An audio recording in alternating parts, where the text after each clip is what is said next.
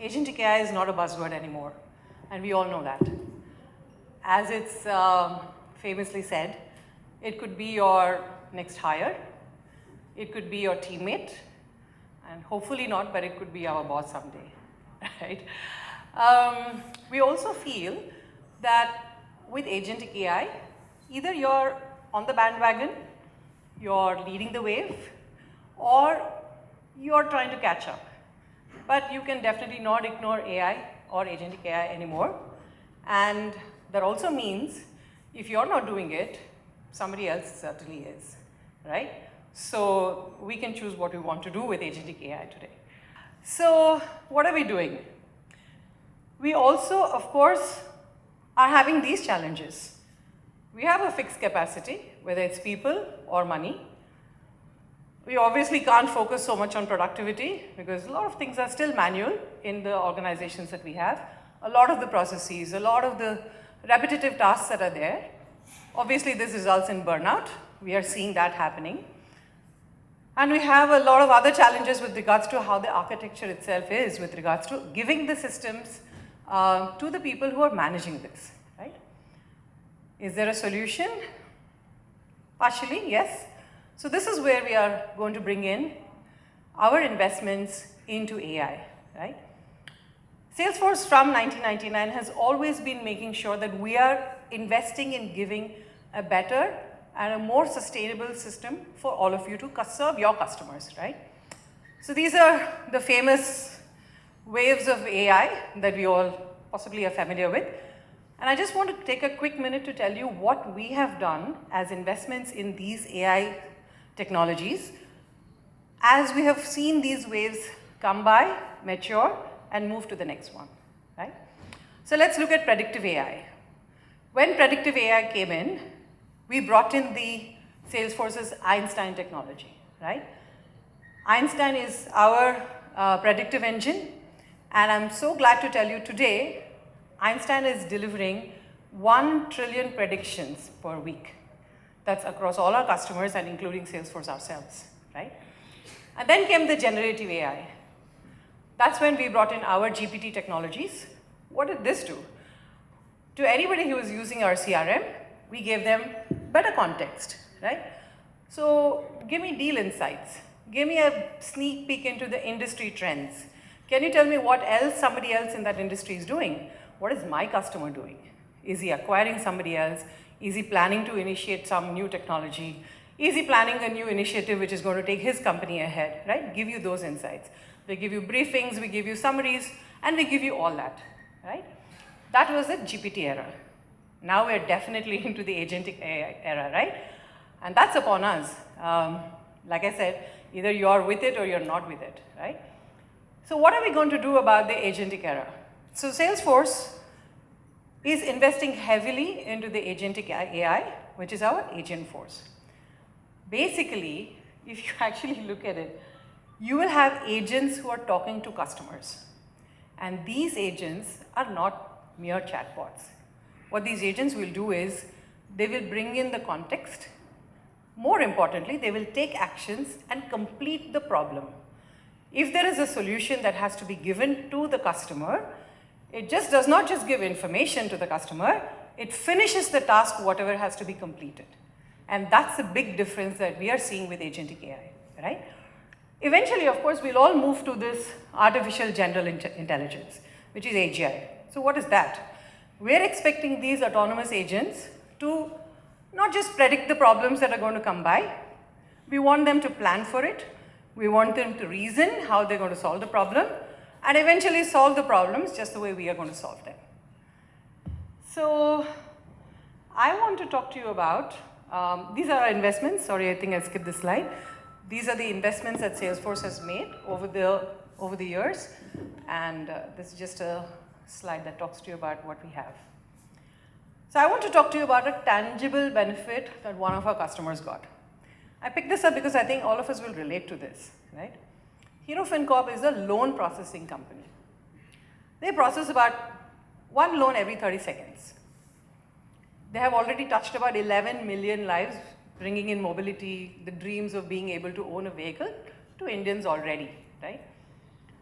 So loan processing is time consuming. It is prone to error. Why? Because 25% of their loans come from two-wheeler segments.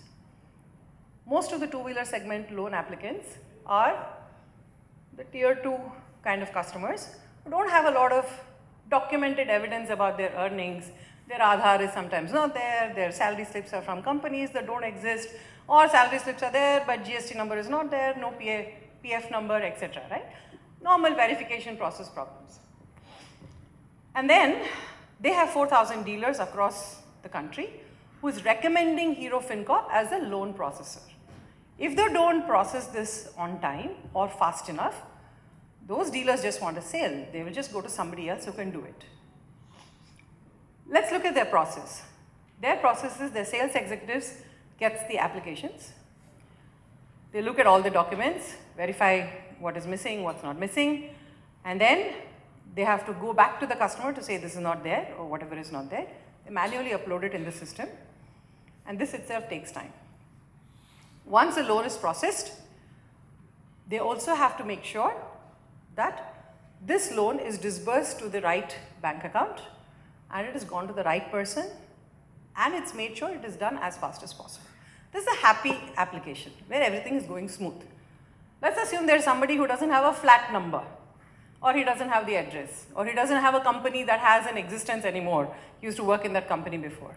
That gets into a loop, which means the person has to go back, get the documents and the verification done, which is 75% of Hero FinCorp's applications that come by. So that means that is added complexity and added time that is taken for them to process the loan. Clear so far? This is usually taking them 2 days to process. Let's add the complexity. Everybody wants to buy a vehicle during Diwali, Dasara, our festive season. September to January, and this is for Ajnal, September to January, they see a major spike in how many people are applying for loans. Normally they process 75,000 applications in a month. Festive season, 75,000 applications a day. Now this is also the time when their employees want to go on holiday. After all, it's Diwali for them too, right? Now you're asking them to work harder, work longer, stretch, make sure you're delivering everything on time. Dealers have to be given everything accurately and faster. What is the opportunity? 1, you have to protect your own business. 2, you have to make sure you manage the spike in your business, which is very important. It's the biggest part of my year, right? And 3, you have to make sure your dealer doesn't go to the competition. It's a problem. You see the problem? And during Diwali, the processing time from 2 days becomes 12 days because of the backlog. Hero wanted to address this problem. They saw an opportunity and they wanted to address this problem. How do you do it? So we looked at MuleSoft. MuleSoft basically has an intelligent document processing system, extracts all the data very quickly. Unstructured, structured data doesn't matter. What it also does is basically takes all of them and it makes sure it is, doesn't matter what kind of document it is, written, handwritten, printed, etc. Then it is able to tell the dealers who are there already within a few minutes, I have organized it, I have processed it, and this is ready, except there are these 2 pieces that are missing. So with Agent Force, which is our agentic AI, within a few minutes, while the customer is still in the showroom, it tells them your Aadhaar card is not clear. Can you give me an alternate one? I don't see this salary slip. Can you get me the phone number of the company you're working with? And this is going to the salespeople in a conversational format using NLP. And it also tells them, Hero has a 80% cutoff. You don't have this document, I'm okay to process. You don't have this, I'm okay to process. So it tells them, I have judged all your parameters. I'm okay to process this even if you don't have this document. It's very easy, right? You can solve this problem. Now what we do is all the data is put into a structured format and sent to the downstream systems real time. What used to take at least a day has now been reduced to a few minutes. And now we come to post disbursement. What are we doing?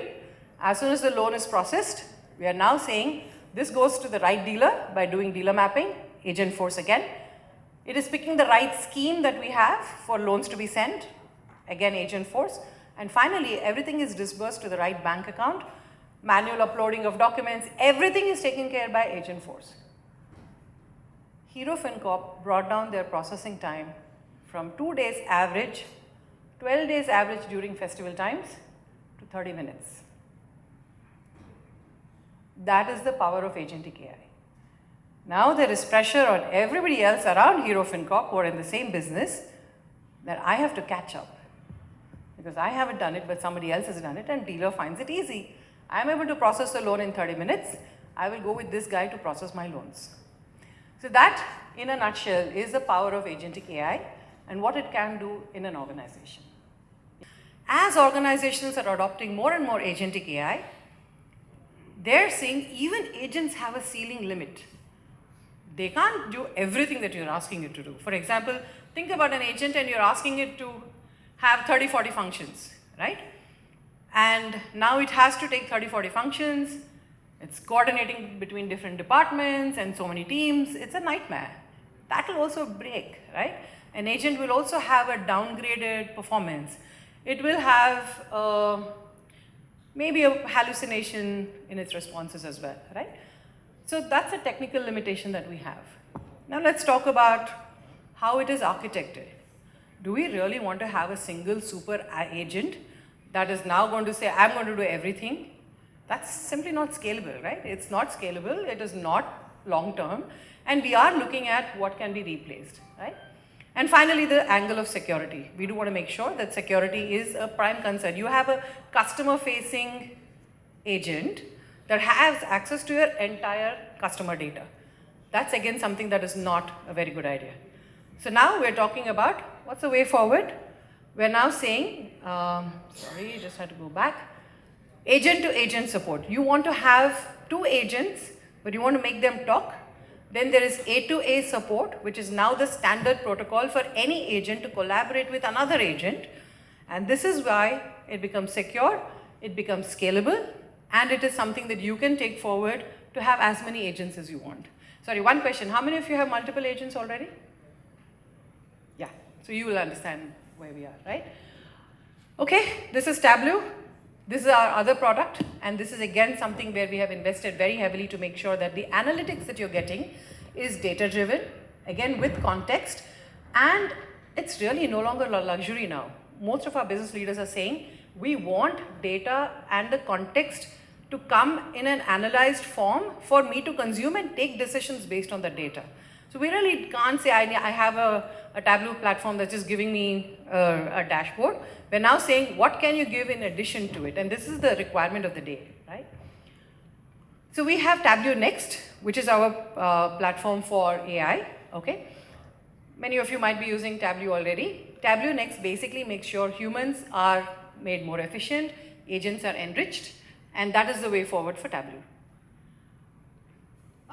These are some of the use cases that we have, and I won't get into that. I can see Madam is already here trying to shoo me away from the stage. Lastly, Slack, right? Many of you know how Slack operates, right? We all know how Slack is the OS, if you ask me, for data, for applications, for agents, for teams to collaborate. What we have done is we have made Slack also enabled with AI.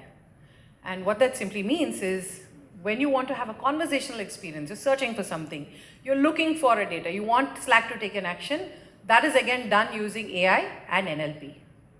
Finally, we've introduced something called as Slack for Salesforce, which is called Salesforce Channels. Any of you who have Slack and Salesforce, a very interesting feature. You have Slack, there's a team that's talking about some customer, and we're saying, hey, I think this customer is already a very frequent buyer, etc.